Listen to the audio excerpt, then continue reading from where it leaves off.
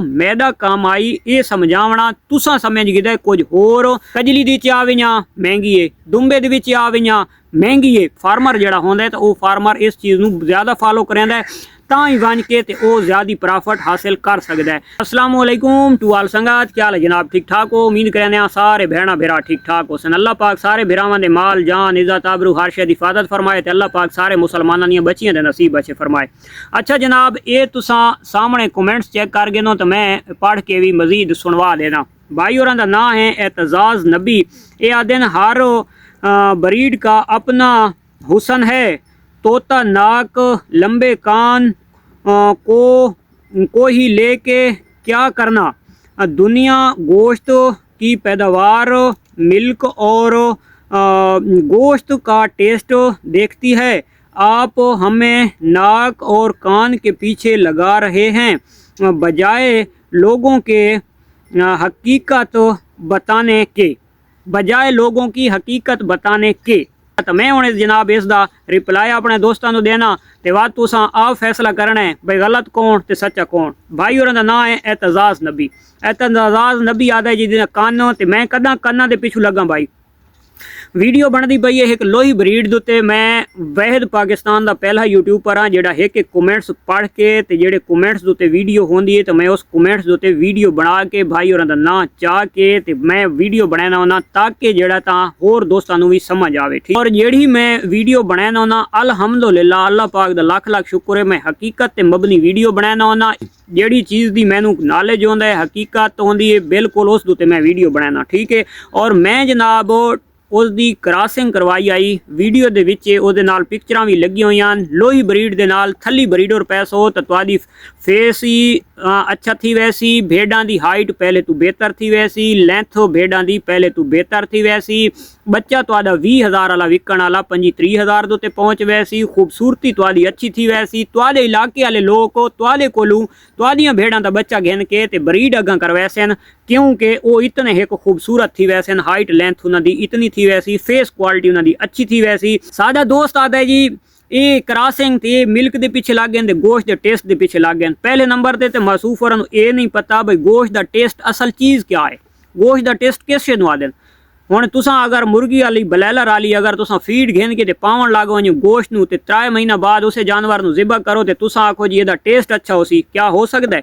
हालांकि वो बहुत महंगी है। अगर वो मुतबादल घेन वे गंदम वाले पासे तो गंदम उस तू कितनी सस्ती है, तो दूसरे जानवर नूं तुसां सिर्फ गंदम उन्होंने ग्रेजिंग करवाओ तो उसका जनाब तुसां टेस्ट चेक करो तो टेस्ट कहता ज़्यादा सी, हालांकि खर्चा फीड वाले का ज़्यादा हो सी, गोश्त फीड वाले का शायद ज़्यादा हो सी। अगर टेस्ट वाले पासे विजां तो जो जानवर ग्रेजिंग ते हो सी या खाली गंदम खादी वधो सी उसका ज़्यादा हो सी।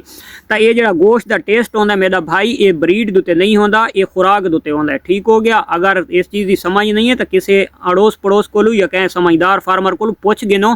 कदा वास्ते एक फार्मर अगर फीड दे ड्राई मैटर दे जानवर फीडां दे पलेंदा पिए तो उस दे मुतबादिल तुसां जनाब एक जानवर उदू च गिनो तो एक जानवर जिहड़ा रेवड़ च रहिंदा वधो सी, रेवड़ का लोग कुल कमज़ोर तो कमज़ोर जानवर गिनो चा उहदा तुसां टेस्ट चेक कर गिनो, जिहड़ा कमज़ोर रेवड़ वाला जानवर हो सी उहदा ज़्यादा हो सी। तो यह साबित थिया कि जिहड़ा गोश्त का टेस्ट है वो चारे दुते ठीक हो गया, वो नस्ल दुते नहीं है। तो बाद जनाब पाकिस्तान में फिर लोही तो ढूंढने से भी नहीं मिलेगी। भाई होरां दा ये भी दूजा जनाब मैसेज है। अच्छा, ढूंढने दे विच भाई लोही भेड़ दी अल्लाह माफ़ करे भैया 4 बनते तो बईयां भेड़ां दा बनता कोनी, या 1 तो 2 ब्रीड अगर थली दे नाल क्रॉस थी वैसी तो उसका के शेफ या ओदी लोही उका खत्म थी वैसी, ओदी नस्ल ही कोना रहे वैसी, ओदी हर चीज़ हुआ रासी, सिर्फ थोड़ी जी खूबसूरती वाले पासे आ वैसी। जिले तुहानूं एक चीज़ का पता ही नहीं है भाई थली ब्रीड शै क्या है, थली ब्रीड की शक्ल क्या है। मैं उत्ते वाजे पिक्चरां लाइयां हुई उहदे च कजले का कोई जिक्र कोनी, वाजे पिक्चरां लगियां पईयां। लोही जिहड़ी ब्राउन मूँह वाली है काले मूँह वाली है उहदे नाल थली सेम चीज़ है, सिर्फ जिहड़ा तां लोही दा फेस कोनी थली दा फेस है। सारी हर शै जिहड़ा ना लोही तू ओदी हाइट ज़्यादा है, लेंथ ज़्यादा है, मेन मकसद है लोही तू वो थोड़ी महंगी भी है।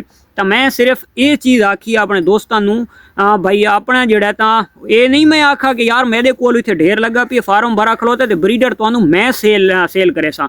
ਐਸੀ ਨਹੀਂ, ਮੰਡੀਆਂ ਦੇ ਵਿੱਚ ਵਾਂਝ ਕੇ ਇਲਾਕਿਆਂ ਦੇ ਵਿੱਚ ਵਾਂਝ ਕੇ ਤੇ ਆਪ ਢੂੰਡੋ ਤੇ ਪਰਚੇਜ਼ ਕਰੋ ਤੇ ਉਹਨਾਂ ਨੂੰ ਬਰੀਡ ਦੇ ਚ ਪਾਓ ਤੇ ਅੱਗਾ ਆਉਣ ਵਾਲੇ ਟਾਈਮ ਦੇ ਵਿੱਚ ਆਪਣਾ ਬੱਚਿਆਂ ਦਾ ਅੱਛਾ ਮੁਸਤਕਬਲ ਬਣਾਓ। ਮੈਦਾ ਕੰਮ ਆਈ ਇਹ ਸਮਝਾਵਣਾ ਤੁਸਾਂ ਸਮਝ ਗਏ ਕੁਝ ਹੋਰ ਤੇ ਥੋੜਾ ਜਿਹਾ ਜਿਹੜਾ ਨਾ ਇਹ ਐਸੇ ਕਮੈਂਟਸ ਤਨਕੀਦ ਵਾਲੇ ਲਿਖਣ ਤੋਂ ਪਹਿਲੇ ਥੋੜਾ ਜਿਹਾ ਸਰਚ ਤਾਂ ਕਰ ਗਿਦਾ ਕਰੋ।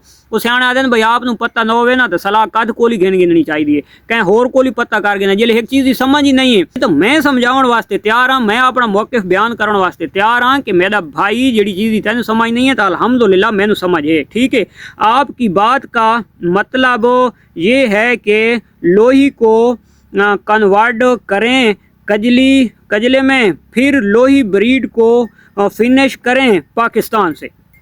ठीक हो गया, ये भाई और ये तले दूसरा मैसेज है।